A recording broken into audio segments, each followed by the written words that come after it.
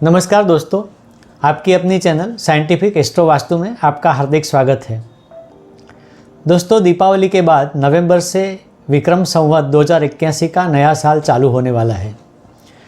इस साल में जो ग्रहों के परिवर्तन हो रहे हैं और जो भी ग्रहों का कॉम्बिनेशन बन रहा है, उस हिसाब से यह साल में हर राशि को क्या फल मिलेगा, हर राशि को कहाँ संभालना है, हर राशि को कौन सा लाभ होगा, कौन सा नुकसान होगा, इसीलिए हर राशि का वर्ष फल क्या होगा यह मैं हमारी चैनल द्वारा बताने जा रहा हूँ।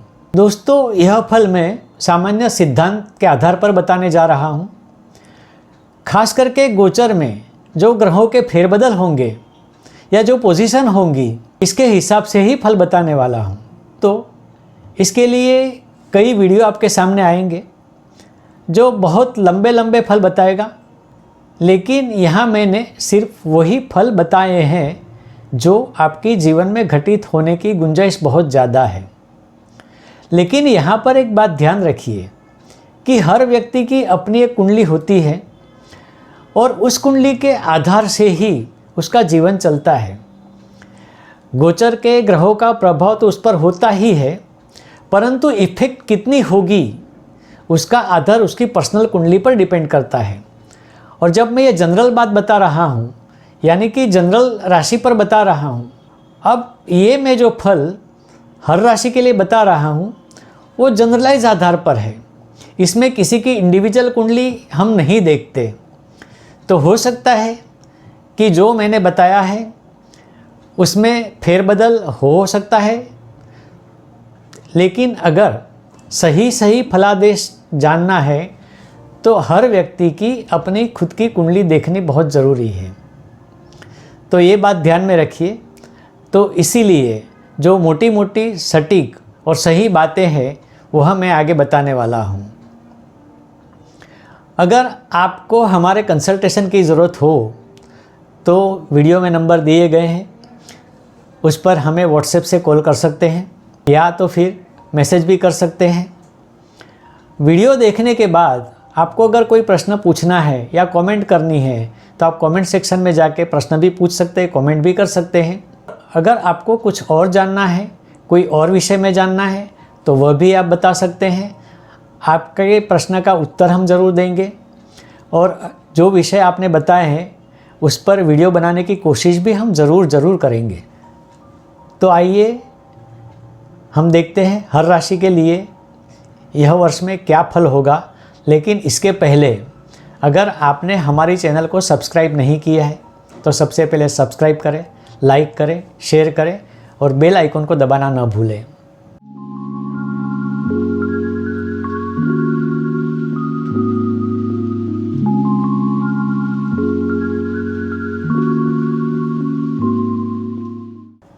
तो शुरुआत करते हैं मेष राशि से।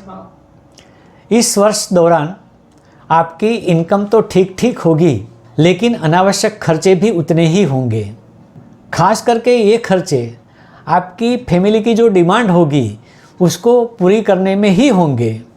परंतु अगर आपको पैसा बचाना है या फाइनेंशियल प्लानिंग करना है तो इस खर्चे पर कंट्रोल कीजिए और सही प्लानिंग कीजिए ताकि आपको पूरे साल में कोई फाइनेंशियल तकलीफ़ ना हो। एक बात और भी ध्यान रखिए कि अगर खर्चे पर आप कंट्रोल नहीं करोगे तो फिर आपको कमाने की मेहनत भी उतनी ही ज़्यादा करनी पड़ेगी। खास करके कुटुंब में संतान की डिमांड बढ़ेगी और यह लोगों की डिमांड पूरी करते करते आपकी टेंशन बढ़ जाएगी। तो मानसिक संतुलन बनाए रखिए। इसीलिए मैंने कहा था कि आप अपने खर्चे पर पूरा कंट्रोल रखिए। नया मकान वाहन खरीदने के लिए भी चांसेस इस साल बन रहे हैं। अगर आप इच्छा करते हैं या इस बारे में सोचा है या प्लानिंग करते हैं तो इसके लिए आप ज़रूर कार्य कीजिए। अगर आप नया मकान या वाहन खरीदने की इच्छा कर रहे हैं तो ये खरीद सकते हैं, लेकिन इसके लिए भी खर्च ज़्यादा होगा। तो जो भी खरीदना है अपने दायरे में रह के खरीदेंगे तो अच्छा होगा, क्योंकि इनकम भी है और खर्च भी है।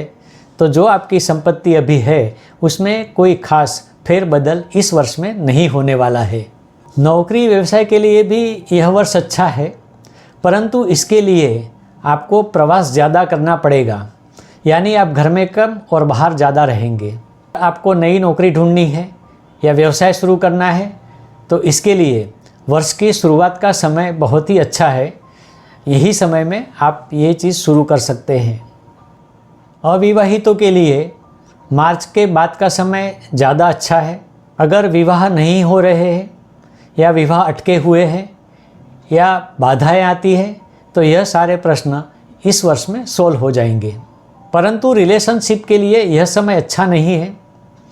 अगर आप पार्टनर से वाद विवाद करोगे, गुस्सा करोगे तो ब्रेकअप होने के चांसेस बहुत ज़्यादा है। यहाँ मैंने विवाह के लिए अच्छा समय बताया है और रिलेशनशिप के लिए समय अच्छा नहीं बताया है। तो यहाँ ध्यान रखें कि विवाह के और रिलेशनशिप के स्थान कुंडली में अलग अलग होते हैं, परंतु वैवाहिक जीवन के लिए यह समय मिला जुला रहेगा। वर्ष की शुरुआत में आपके हेल्थ प्रॉब्लम हो सकते हैं, लेकिन वर्ष के पिछले भाग में यह प्रॉब्लम कम हो जाएंगे और स्वास्थ्य ठीक ठीक रहेगा। स्टूडेंट्स के लिए यह वर्ष इतना ठीक नहीं है।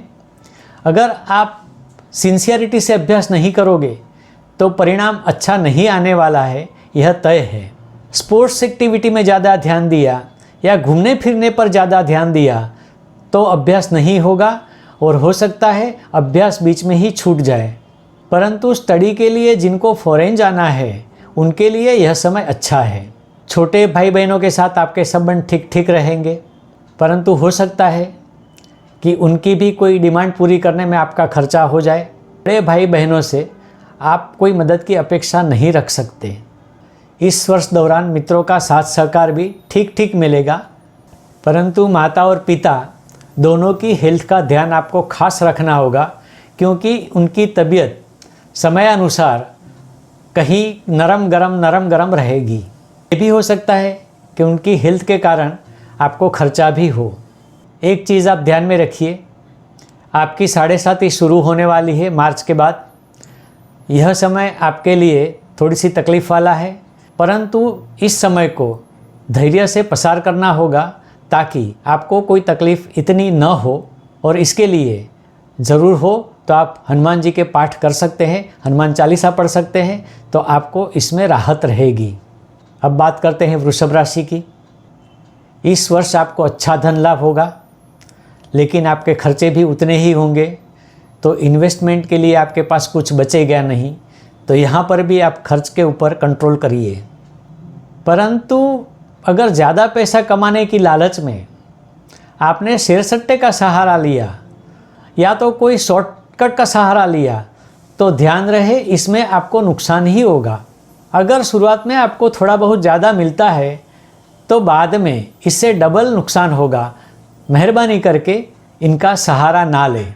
इसके लिए आप शेयर सट्टे से दूर रहें या शॉर्टकट की इनकम कमाने से भी दूर रहें। परंतु पहले जो मैंने कहा था कि इस वर्ष आपको धन लाभ होगा, वह धन लाभ शॉर्टकट से या शेयर सट्टे से नहीं, परंतु आपकी खरी मेहनत से, कड़ी मेहनत की कमाई से ही होगा। परंतु मई के बाद आपको थोड़े से फाइनेंस के प्रॉब्लम आ सकते हैं, तो आप फाइनेंस के बारे में सही प्लानिंग करके यह समय ठीक कर सकते हैं। संपत्ति के बारे में समय ठीक ठाक है, कोई खास बदलाव नज़र नहीं आता है। अगर आपके व्यवसाय में आपका कोई भागीदार है तो संपूर्णतया इसके ऊपर निर्भर मत रहिए। अगर कोई निर्णय लेना है बिजनेस के बारे में तो सोच समझ कर निर्णय ले, सिर्फ पार्टनर पर निर्भर ना रहे।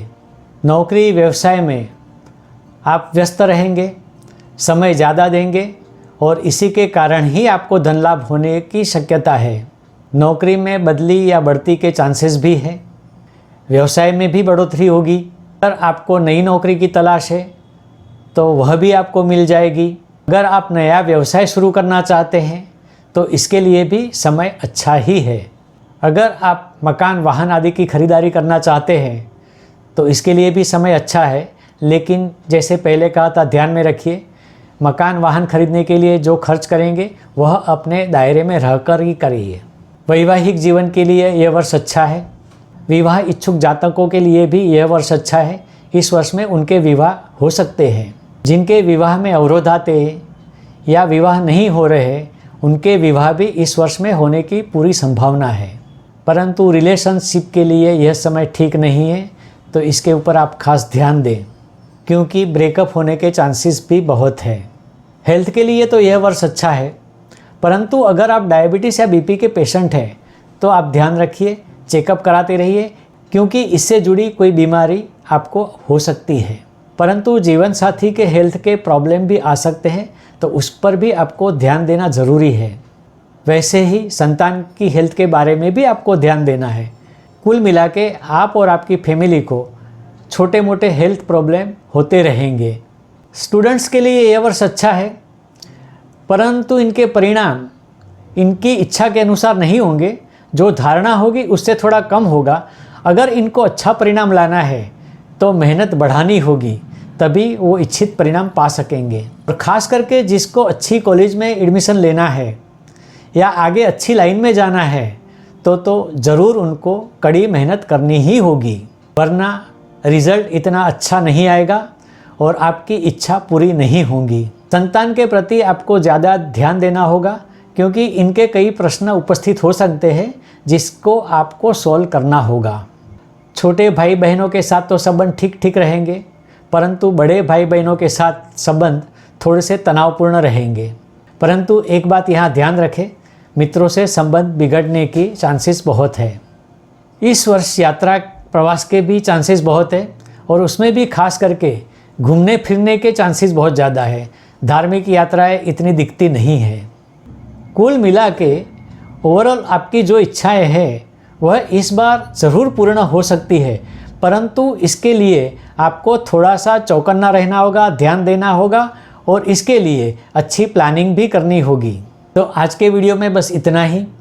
बाकी जो बची राशियां हैं उसके बारे में अगले वीडियो का इंतज़ार करें। परंतु अगर अभी तक आपने हमारे चैनल को सब्सक्राइब नहीं किया है तो सब्सक्राइब करें, लाइक करें, शेयर करें और बेल आइकन को दबाना न भूलें। अगले वीडियो का इंतज़ार ज़रूर करें। तब तक के लिए नमस्कार।